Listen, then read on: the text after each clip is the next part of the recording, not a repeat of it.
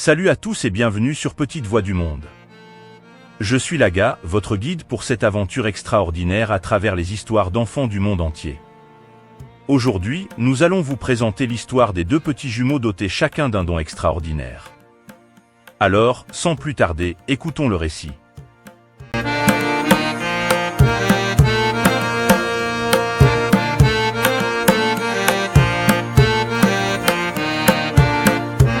Il était une fois, dans un petit village au creux des collines, deux petits jumeaux, Aya et Kofi.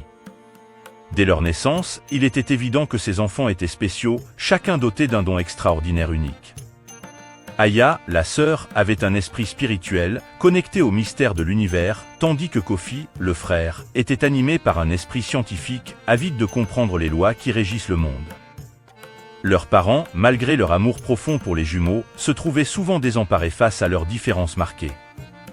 Aya, plongée dans la méditation et la contemplation, pouvait ressentir l'énergie qui circulait dans chaque être vivant. Kofi, de son côté, passait ses journées à disséquer la nature, à poser des questions incessantes et à explorer la logique qui sous-tendait chaque phénomène. La maison des jumeaux était souvent remplie de discussions animées, parfois même de disputes, car leur vision du monde semblait irréconciliable. Les parents, pleins d'amour mais dépassés par la dualité des dons de leurs enfants, décidèrent de chercher l'aide de leur grand-père, un homme sage et respecté dans la communauté. Le grand-père, un homme de connaissance et de sagesse, comprit immédiatement la complexité des dons d'Aya et Kofi. Il sourit doucement et décida de les guider, reconnaissant que leurs différences étaient en réalité complémentaires. Il invita Aya et Kofi à une journée spéciale au sommet d'une colline où il aimait méditer. Sous l'ombre d'un vieil arbre, le grand-père expliqua que l'esprit scientifique de Kofi et l'esprit spirituel d'Aya étaient les deux faces d'une même pièce. Il leur raconta l'histoire de la nécessité d'équilibrer la connaissance rationnelle avec la sagesse intuitive.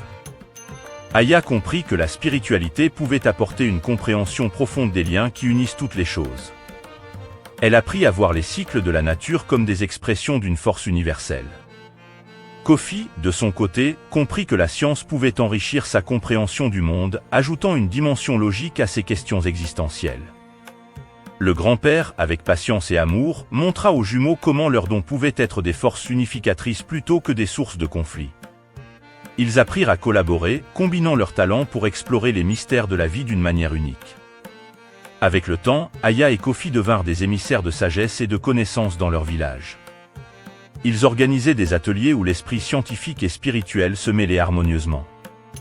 Le village commença à prospérer grâce à l'équilibre apporté par les jumeaux. Les parents, fiers et reconnaissants, réalisèrent que leurs enfants étaient des cadeaux précieux, apportant des perspectives complémentaires au monde. Le grand-père, avec un sourire, regardait les jumeaux grandir en harmonie, sachant qu'ils étaient prêts à guider les générations futures vers une compréhension plus profonde et holistique de la vie.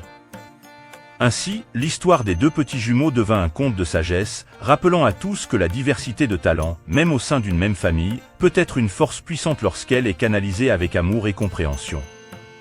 Merci de nous avoir rejoints dans ce voyage extraordinaire à travers les histoires merveilleuses des enfants du monde entier sur Petite Voix du Monde. Continuons à célébrer ces petites voix, à apprendre les uns des autres et à embrasser la richesse de notre monde. Restez à l'écoute pour nos prochaines aventures en Afrique et partout ailleurs dans le monde où nous découvrirons davantage d'histoires d'enfants extraordinaires. N'oubliez pas de vous abonner, d'aimer cette vidéo et de partager notre chaîne avec vos amis. D'ici là, prenez soin de vous et à la prochaine.